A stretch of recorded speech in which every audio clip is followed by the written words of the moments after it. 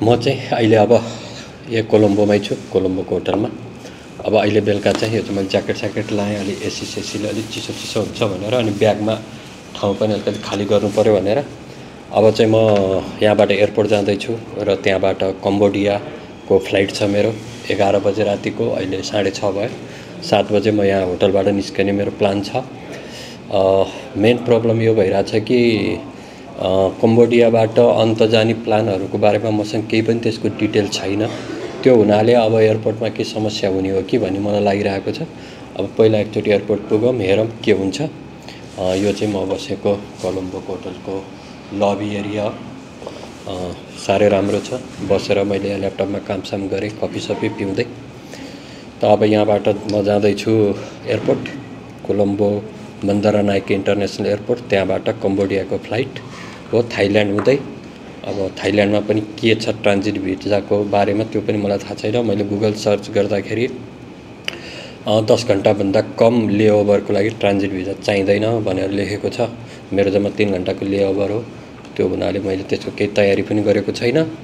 अब यहाँबाट पहिला एयरपोर्ट जाउँ, त्यसपछि मलाई जान दिन्छ दिँदैन त्यसपछि हेरौँ। जान दियो भने कम्बोडिया पुग्यो, दिएन भने फेरि केही दिन कोलम्बोमै बस्नुपर्छ। ल यही हो कुरा। अब म केही बेरमा निस्किन्छु, हामी अब एयरपोर्ट गएर मिल्छौँ। अब म चाहिँ यहाँबाट निकाल्नको लागि तयारी भइसकेको छु। मेरो ब्याग यहाँ छ, हेर्न सक्नुहुन्छ। यो मेरो ब्याग हो। ओके, त म कता गएँ, म तयार भइसकेँ। अब केही बेरमा मैले अटो बुलाएको छु, अटो आउँछ अनि एयरपोर्ट जान्छु। यहाँबाट लगभग अहिले अलिकति ट्राफिकको टाइम छ बेलुका भएर, त्यही भएर लगभग 1 घन्टा जति लाग्न सक्छ। त्यही भएर टाइममै निस्किँदैछु। अब एयरपोर्टमा गएर भेट्छौँ। म एयरपोर्ट आइपुगेँ। अब भित्र छिरी तयारी गर्छु। अब आशा गरौँ हामी इमिग्रेसन पछि वेटिङमा भेट्नेछौँ। Let's hope. यो हो एयरपोर्ट।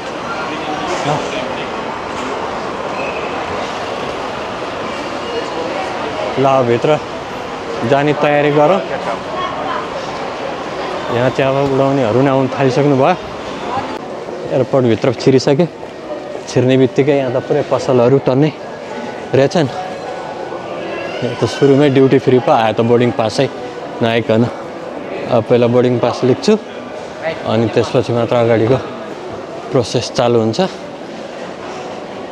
ल हेर्नुहोस्, यो चाहिँ एयरपोर्टको भित्र छिरिसकेँ। यो साइडमा चाहिँ पसलहरू सबै छ।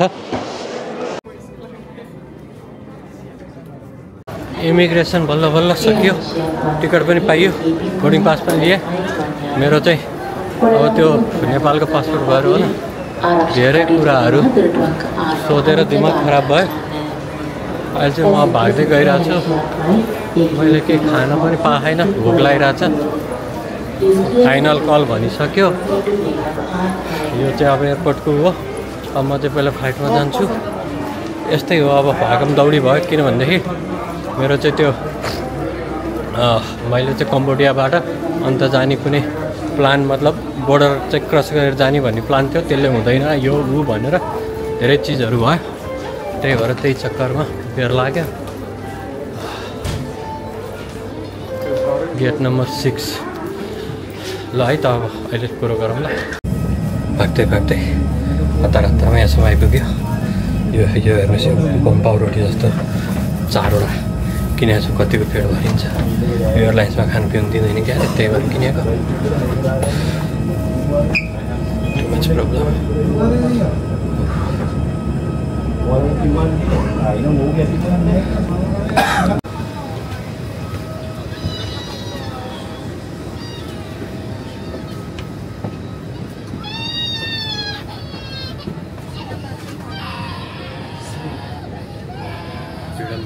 आइपुगेर बसेँ प्लेनमा।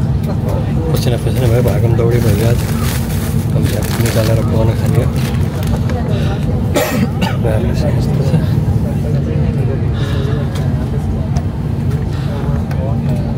अब उड्नको लागि तयार भयो। बत्ती सत्ती सबै बन्द गरिदिएँ। अब रनवेमा दौडिँदैछ। तर यसो झ्यालबाट बाहिर हेरौँ देखाउँ भनेको पानीले यस्तो छ है।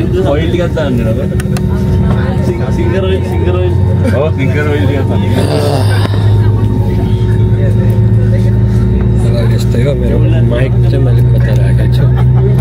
माइक अन गर्छु म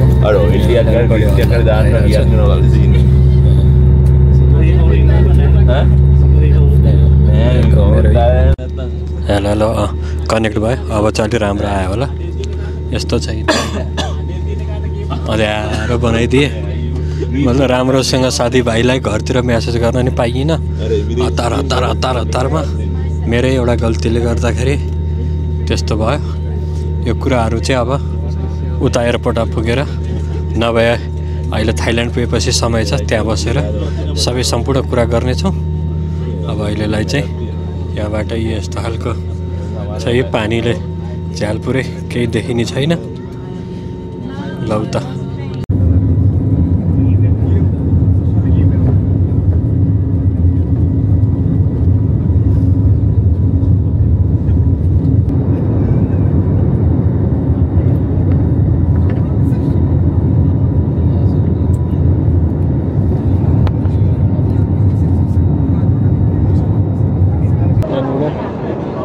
टुन्न बन्द भयो बाहिरको दृश्य केही देख्न पाइएन अँध्यारो र यो चाहिँ ठ्याक्कै यो पखेटाको नेरी रहेछ अनि त्यही भएर केही पनि देखिएन अब थाइल्यान्ड पुगेर कुरो गरौँला अब एकछिन आराम गर्ने सुत्ने 3 घन्टा 25 मिनटमा थाइल्यान्ड पुगिन्छ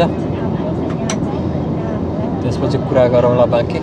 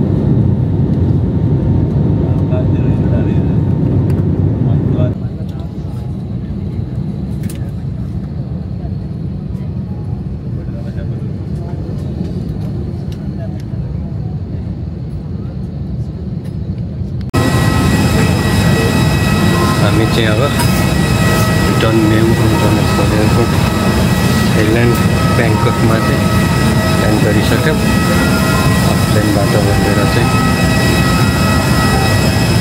जाँदैछौँ बसतिर त्यही हो प्लेन चाहिँ ल सिटै सिट छ लास्टसम्म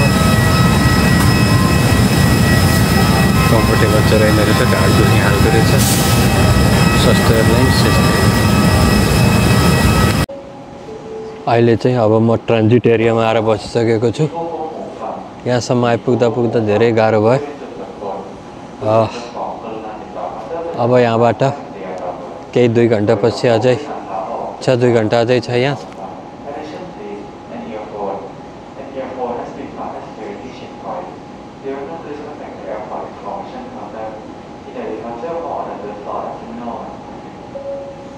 खोइ के भनेको म त इङ्ग्लिस पनि बुझ्दिनँ है यिनीहरूको त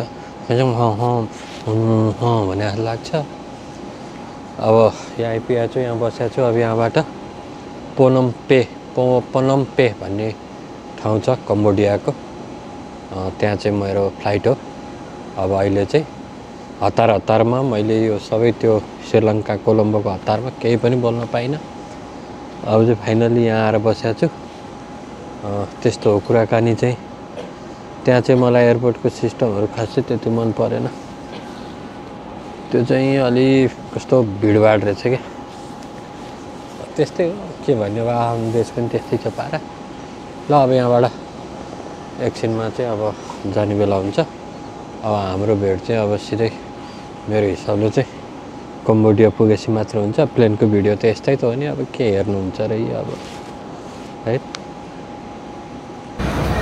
अब दोस्रो फ्लाइटको पनि तयारी भयो अब यहाँबाट पनम फोनम पे भन्ने टेको इन्टरनेसनल एयरपोर्ट कम्बोडियाको लागि चाहिँ अब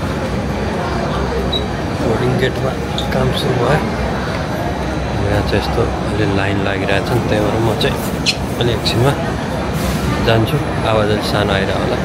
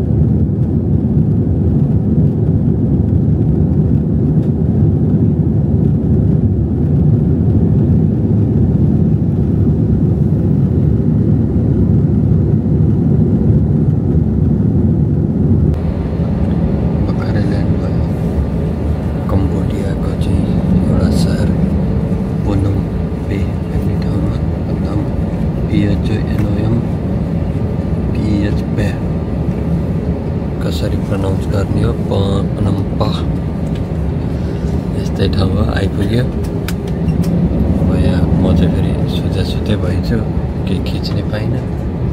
यहाँ आएर पनि राखिसक्यो है। के हुने हो? ल अब निस्क्यो। अर्को एउटा देश कम्बोडिया आइपुग्यो। कम्बोडियाको धरतीमा पाइला राख्न त पाएको छैन, यो पुलमा पाइला राखिरहेको छु। धरती त तल छ। अब पहिला जाउँ, के हुन्छ हेरौँ।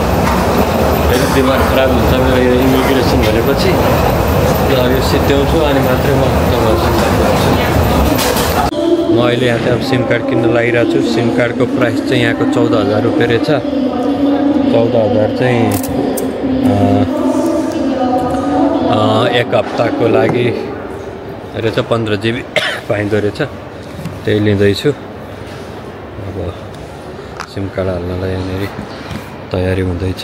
सिम कार्ड जस्ट अहिले चाहिँ सिम कार्ड लिएँ। Then? Yes, you have internet 15 GB. Oh, it's working, huh? You fast service. This is my old SIM card. Yes, your old SIM card. 你亮卡的 ，Hello， 你好 ，Hello Hello。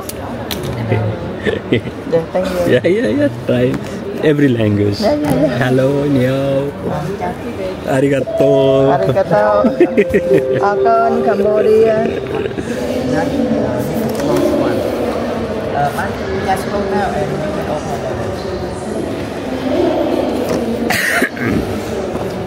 I'll check my internet also. Yeah, bang ano ba? Hello.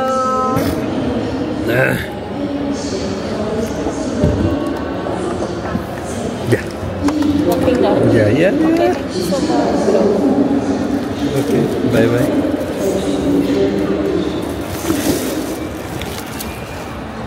SIM कार्डको काम भयो। SIM card मोबाइलमा पनि हालियो, data पनि चल्न थाल्यो। अब के गर्ने हो, कसरी जाने हो भन्ने कुरा चाहिँ अहिलेसम्म पनि थाहा छैन। अब पहिला बाहिर जाउँ, हेरौँ। यहाँबाट चाहिँ यो बजार क्षेत्र जहाँ चाहिँ बस्ने त धेरै टाढा छ। एयरपोर्ट चाहिँ गाउँतिर आएर बनाएको रहेछन्। अब कसरी त्यहाँसम्म पुग्ने भन्ने कुरो के हाल्छ कुनै आइडिया भइरहेको छैन। मैले माइक लगाएको छैन, त्यही भएर आवाज अलिक बराबर नआउला। कस्तो हावा चलेको रहेछ। ओहो, ल म चाहिँ अब आइपुगेँ। अहिले चाहिँ अब एयरपोर्टको बाहिर फाइनल्ली यहाँको इमिग्रेसनमा चाहिँ अनअराइभल भिजा हो। अनअराइभल काउन्टरमा गइयो, पासपोर्ट दिइयो, अनि त्यसपछि कति दिन बस्ने हो, त्यसपछि कहाँ जाने हो, त्यही सवाल सोध्यो। अरू केही कुरा पनि सोधेन। त्यसपछि $20 भिजाको चाहिँ भिजा फी लिग्यो। त्यसपछि भिजा लगाइदियो। ल हस् त जानुहोस्, इन्जोय गर्नुहोस्, घुम्नुहोस् भने पठाइदियो। यस्तो भए पो यति मजा नै आउँछ, रमाइलो नि लाग्छ। अब झ्याउ गर्दै चाहिँ हिजोको त्यो श्रीलङ्का जस्तो गरिदियो भने त के गर्नु, कोलम्बोको जस्तो झ्याउ पो हुन्छ त। यो त कुराकानी। ल अब चाहिँ यही हो, यही पारा मेरो ब्यागी हेर्नुहोस् है। अब यहाँ चाहिँ गाडीहरू छ। अब कसरी जाने भन्ने कुरोको केही पनि जानकारी छैन मलाई। अब बस जान्छ अरे, तर बस कहाँबाट जान्छ, कसरी जान्छ, कहिले जान्छ, केही थाहा छैन।